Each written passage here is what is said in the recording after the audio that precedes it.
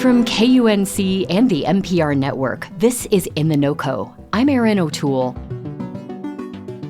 When someone dies nowadays, their online accounts and social media profiles can become a poignant online memorial. Or sometimes they can become a mess for those they leave behind. For many people who have recently lost someone, knowing what to do with a loved one's online accounts is a mystery. Sometimes an account gets deleted by the organization that manages them. Sometimes it gives the impression that the dead person is still alive, or those accounts simply sit unused. A new clinic set up by a University of Colorado researcher provides guidance and aid in handling digital accounts after someone passes away. It's called the Digital Legacy Clinic. It's a free help desk that offers advice like this. Some things that you can do is track your usernames and passwords and get those in a place where you could share with a loved one. And that's kind of a good standard practice. That's Professor Jed Brubaker, who oversees the Digital Legacy Clinic at CU. Jed joined me to discuss the unusual task of managing our online accounts for after we're gone. He says it's a reflection of how we mourn in a more digital age.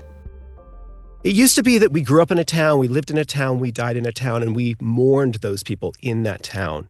But these days, with people in whatever city having gone to whatever college, we have basically a much broader group of people, geographically speaking, who are grieving the loss of someone.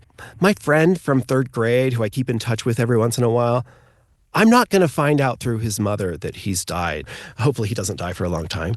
But when I do grieve that loss, it's going to be in an online place because I don't live in my hometown, and many people these days don't anymore. Jed, you had a bit of an aha moment that led you to create the Digital Legacy Clinic. Tell me how you realized you wanted to do this. I've been doing research about technology at the end of life and what happens after our lives for over 15 years now. And it was about 5 years ago when I was thinking about the next chapter in this research. And I turned to a colleague and I said, it's just so bizarre that there isn't some kind of place or center or a help desk or a website. Mm-hmm. I get requests, people reach out to me over email or social media to ask for help. And I was just surprised that nothing existed. Huh. Of course, this colleague looked at me, cocked his head a bit and smiled and didn't say anything. And in that moment, I realized, oh, yeah, actually, Colorado is where this needs to be. Turns out the expertise is right here. I was reading somewhere, and this number staggers me. The average person has 190 online accounts of some sort, from banking to news subscriptions to utility bills. Your clinic only helps with certain accounts like social media, for example, photo sharing, messaging accounts. Why is it important to make arrangements for those types of accounts for after you die? The clinic is focused on online accounts and data broadly, but there are some that we don't do, as you said, like banking. And that's in part because there's already really good support. Sure. When you set up an account, you say who your beneficiary is. And so we tend to focus and we have expertise on the things that aren't as easy. They aren't as straightforward. There aren't always like a perfect article or how-to for, say, a social media account. What do we do with that Pinterest? And I pay attention to those things because they've been overlooked. Do you have an example of what can go wrong when arrangements aren't made in advance? Yeah, I have one for maybe every person I've ever talked to in 15 years. Sometimes they're like even the most mundane things. Like one of the best pieces of advice I could give to anyone is, even if they don't think this is important, just tell your loved one what you want. Even if you don't care, let your loved one know that you don't care. The number of people we've talked to who are trying to honor and respect their loved one's wishes, but they don't know what they are. I've watched so many people rack themselves with guilt trying to do what's appropriate. And if we just told people, even if we said, I trust you, do what you think's best, right, the amount of guilt that would go away, I mean, it would be transformational. A person's social media account really can be kind of an online memorial. What apps are best designed to turn my profile into a memorial space? This is actually where all of my research started back in the day. I initially thought that these profiles belonged to people who weren't users anymore. And I was kind of confused that they were still around, and was originally proposed my dissertation research to figure out how to just get rid of these things because, gosh, they're just in the way. And once I started doing my research, I realized that they were active memorial spaces that people were still using. It's just that rather than being a place that a user broadcasts their life from, it became a place where their life came and gathered to celebrate that life.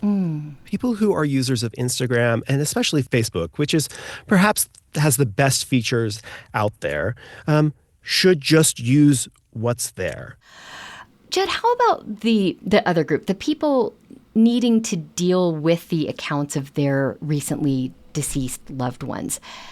I imagine they're dealing with some tricky obstacles getting access to these accounts and then even knowing what to do with them. How does your clinic walk people through this? Yeah.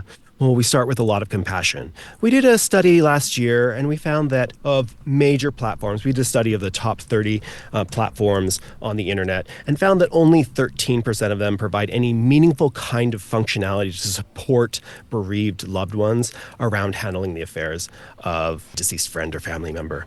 So we take two different approaches depending on where the client is at. Some people know what they want, and so we can help connect them with the right resource, say to memorialize a Facebook account or to make sure they can get access to those Google Photos. But other people can just be really overwhelmed, and it's completely understandable. People often don't even know where to begin. And so in that case, what we do is, well, honestly, we just listen a lot and we figure out what's important to them, what's of value to them. Because some people approach it like, let's shut things down, because that's what they're doing with bank accounts and Netflix and other things. Right. But that might not be what you want with a memorial. And so we talk them through what the options are and help figure out what's best for them, what's best for the community, and kind of figure out what the cost and benefit is for them of different options.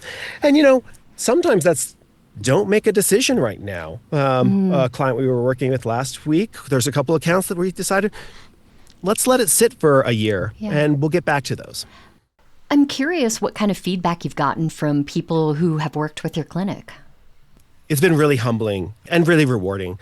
Our clinic launched in November 2024, so just a couple months here, and people have been showing up and they have been trusting us with their real concerns and allowing us to help them. And it's been really exciting to learn new things. Every day there's some kind of new thing that we're learning that we're able to help people with. If you are having a bad day and you want to get the most encouraging and supportive message you've ever gotten, we'll then send a letter to the clinic.